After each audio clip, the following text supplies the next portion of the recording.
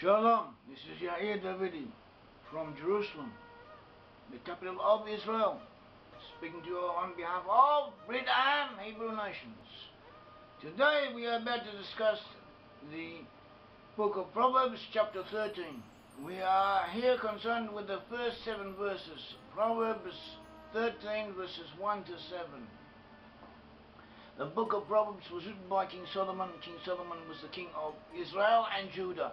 He was king over all the 12 tribes of Israel, actually 13 tribes when you count Ephraim and Manasseh as separate tribes, and you also include the tribe of Levi in the quorum. But usually the tribes are juggled around somehow or other. Either Ephraim and Manasseh as counted as one tribe of Joseph and Levi is included, or Levi is left out and Ephraim and Manasseh are considered separate tribes. At all events, Solomon ruled over all of Israel, and Solomon built the temple in Jerusalem. Solomon was the wisest man who ever lived. Even though he later slipped up, he made mistakes, but he was a wise man. The Bible testifies to his wisdom. He wrote the book of Proverbs, he wrote the Song of Solomon, he wrote the book of Ecclesiastes, the preacher. He wrote other works that are not in our hands, and the Bible testifies to the wisdom that he had, and we can see this. We read his works and we are instructed and we are told what to do, and this is a very valuable asset that is given unto us, and we should appreciate it. So now we are going back to consider the chapter 13. Begins Proverbs 13:1. A wise son heeds his father's instruction, but the scoffer does not listen to rebuke.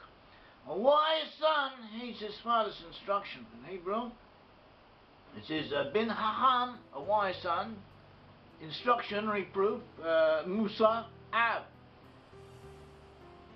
It doesn't say heeds, it says a wise son, and then the translator inserts heeds his father's instruction. So this is it is indeed implied that a wise son heeds his father's instruction. And this is how the translator renders it, how commentators have also understood, but other meanings are possible. It may also be understood to say a wise son inquires of and loves the instruction of his father, or a wise son has become wise due to the instruction of his father, as Rashi suggests. And all of these different meanings are encompassed in the Hebrew verse. They are implied in the Hebrew verse. And the Hebrew verse, in effect, transmits, projects these different meanings all at once. And this is one of the beauties of the Hebrew language, as we find in the Bible. This is, the Bible is a book that every verse, every single word, every combination of words has many meanings, and very often all of the meanings are correct, and all of the meanings are there to teach us something. Proverbs 13:2 says, a man shall eat well by the fruit of his mouth, but the soul of the faithful feeds, but the soul of the unfaithful. A man shall eat well by the fruit of his mouth, but the soul of the unfaithful, those who are not faithful, feed on violence. So a man shall eat well by the fruit of his mouth. What you say is what you get. Be careful of what you say, of words that come out of you. Be very careful about them, because very often your parnassah, your livelihood, and the way you live, and your very life is contingent upon what you have spoken, upon your speech. So treasure it. It says in Proverbs 13:3, who guards his mouth preserves his life. Keep your mouth and you preserve your life. You doesn't say guard mouth, doesn't mean shut your mouth. It means watch over it, guard it, be shepherded, be considerate of what you say, and you will have a life, and a good life, and your life will be worth living. But he who opens wide his life shall have destruction. If you just say the first thing that comes into your head, or if you say things that you would rather not have said, or that you don't really mean, or that you might mean but you would be better off not saying. So all of these different forms of speech should be prevented. You should keep your mouth shut when, if you open it, you're liable to say things that can harm you. And this is what Solomon says. It's obvious to all of us, but it's worth knowing, it's worth hearing about, it's worth internalizing. Proverbs 13:4 says, the soul of a lazy man desires and has nothing, but the soul of the diligent shall be made rich. A lazy man who wants something, he needs something. We all have needs, we all need things, we want things. But if we don't go after them, we don't try and get them, we haven't much chance of receiving what we want, what we need. It says the soul of the diligent shall be made rich. In Hebrew, the word translated as diligent is harutzim. It is plural, the plural form of the word harutz. The commentary Masuda David explains harutzim to mean rizim, people who act, or those who act with alacrity, quickly, and on the spot. But there's additional meanings. Harutz is also related to the word harat, meaning to cut, to engrave, and this implies to diligence, sharpness, determination. And harutzim means not only someone who acts with result, with accuracy, but also someone who thinks and does what has to be done, and when it has to be done, he knows how to set the right priorities and to act on them. And we can all work hard, we all sometimes do, but we should also think well and consider what we are doing and do things when they need to be done in the order that they need doing. And this will help us succeed. It says the soul of the diligent shall be made rich. The word translated as shall be made rich is tidushan. In Hebrew it means literally shall be made satisfied. So we may not become wealthy if we act as we should act, though the chances are that we will, but not everyone does. But even if we don't, or we don't get the economic well-being that we need, that we deserve, or that we strive for, but if we have done what should have been done, we will have the satisfaction of knowing that we did what we should have done. We did our part, and we did well, and we did the work that was placed before us. We performed our tasks, and we can look ourselves in the eye, and at least we will have that. And that will give us a source of satisfaction. And God willing, we also shall be rich because of it. 13:5, it says, a righteous man hates lying, but a wicked man is loathsome and comes to shame. So this sums up an important point. A righteous man hates lying. A righteous man might lie sometimes to save your life in extreme circumstances. For all kinds of reasons, a person might have to change the truth or not exactly say things as they were. But this should be a last resort. It should not be the first thing that he automatically responds by in doing, in telling falsehood.